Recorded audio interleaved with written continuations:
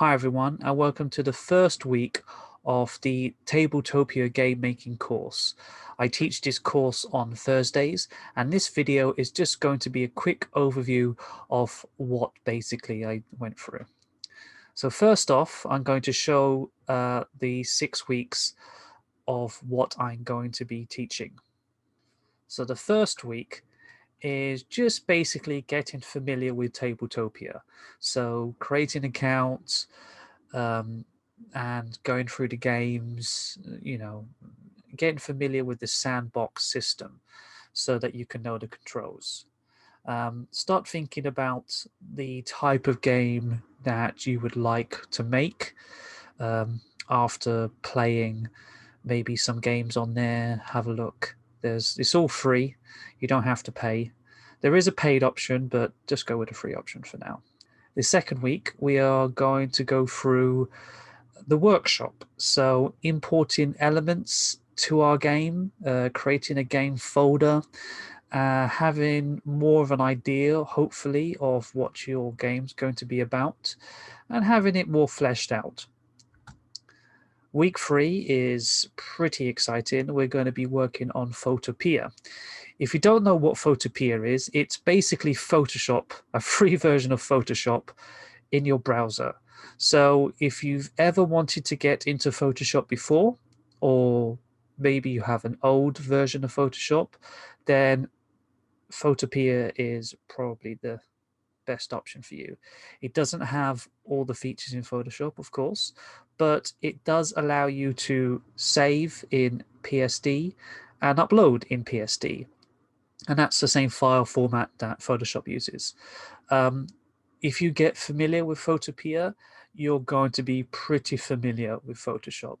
So if you ever do apply for a job that requires you to use Photoshop, and you don't actually have the program, then definitely use Photopea to sort of familiar yourself with that. So we're going to be going through the basics of Photopea, Photoshop, on how to create elements for our game. So you might want a particular design for your dice, or a particular design for your card game, or creating the actual board itself and some artwork. And you can do it all through Photopea. Week 4, 5, and 6 will pretty much be the same. However, each week will be a main focus on a particular area. So hopefully at this point you have a good idea of what your game will be, and you've started importing elements in from the previous weeks and even designing. And week 4, we're going to be mainly focusing on play testing. So getting the other students involved, including myself, and play testing the game and see, does it work? Is it too long? Is it too short? Just a general overview. Is it fun to play? And then after that, you'll think about what you just did. Can you improve it? And then you'll redesign it. You'll re-evaluate it and then go into design creativities on Photopea, maybe importing new elements in, taking elements out, and then you'll play test it again. So that will keep going around until you're happy with the game. Remember, you only have 6 weeks, so don't go too crazy. Week 5 will mainly be focusing on creating the game, really. Any elements that you need to focus on, I can assist you with that. Or if you want to focus more on play testing, we can get the other students involved. Benefits you for your game. Week 6 will be basically finishing up any elements for your game and showcasing the game that you created. So that should be quite fun. So as you can see here, this is Tabletopia. Pretty nice looking website. You can actually access this through any browser. So if you have it on your phone, your tablet, PC, and you can also download it for free on Steam. So what you want to do is you want to go straight up to sign up if you don't already have an account. And you can log in through enough different ways. Facebook, Twitter, or through your Steam account. If you already have an account, obviously click login. And then if it doesn't do already, just put in your details. Since once you log in, you'll come up with your sort of account. Now, I've got the free account. You can upgrade if you want. With a free account, you can basically play any of the free games, and you can have 2 games running at the same time. And this one is the most important one for the game making course, is you can create 1 game with 2 setups. So a setup is basically how many players, or if you have an expansion for more advanced games, you can do. So if your game has a different setup for 1 or 2 players to 1 to 8 players, then obviously we can do that here. And obviously you have a limit storage of 200 megabytes, but I wouldn't worry too much about that. So what I would highly recommend you do, this is a really cool website. You can star your games here. So Go Nuts for Donuts is what we played on Thursday, which is really, really good fun, and what I'm going to be showing. Little sneak peek of what you're going to be doing next week. However, we won't be going through that until Thursday. There's different news and stuff, but it's a really nice looking website. But I want you to focus mainly on how everything's laid out. So if you actually click on Go Nuts for Donuts, or any particular game, you'll see you have a banner here you'll be able to create. You have a 3D box here, which I'm going to be showing you how to do. You have your credits, you have links on BGG. You can have different other links.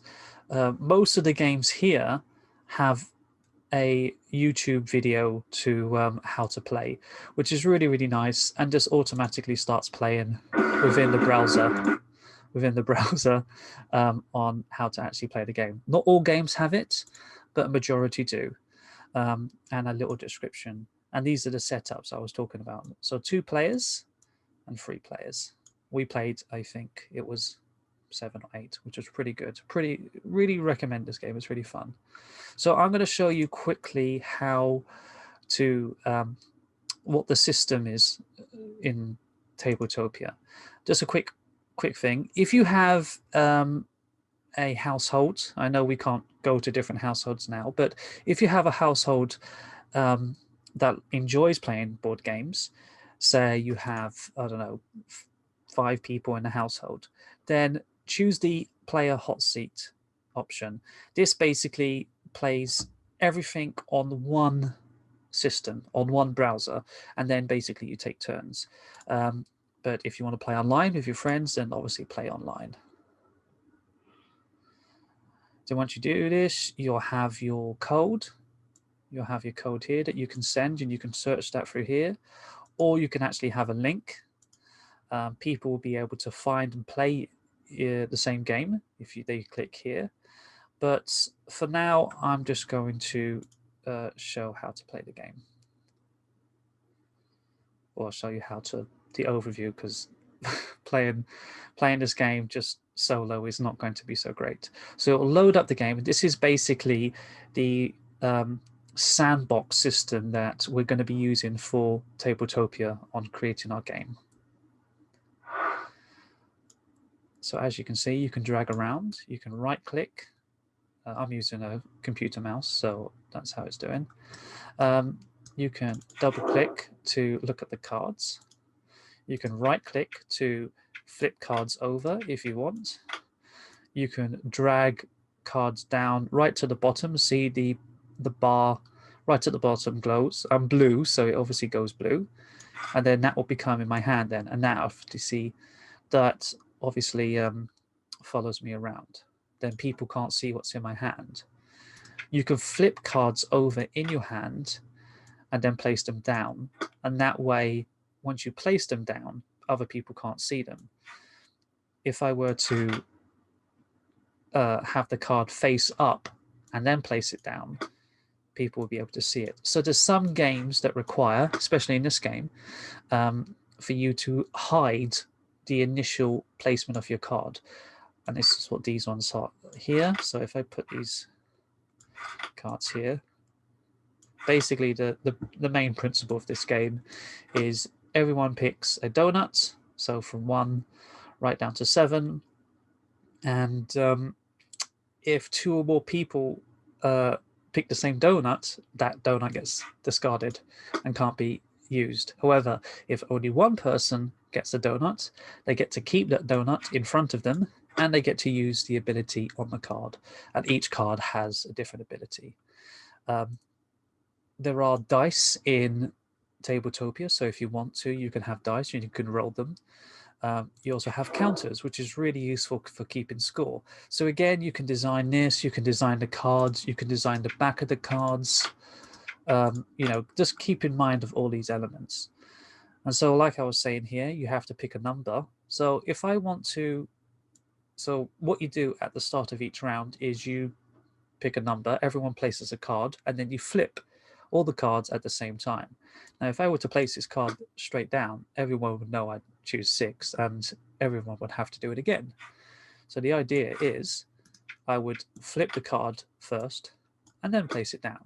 And then once everyone has their other cards placed down, I would flip, and I've picked 6. No one else has picked 6 because no one else is playing. I get the card.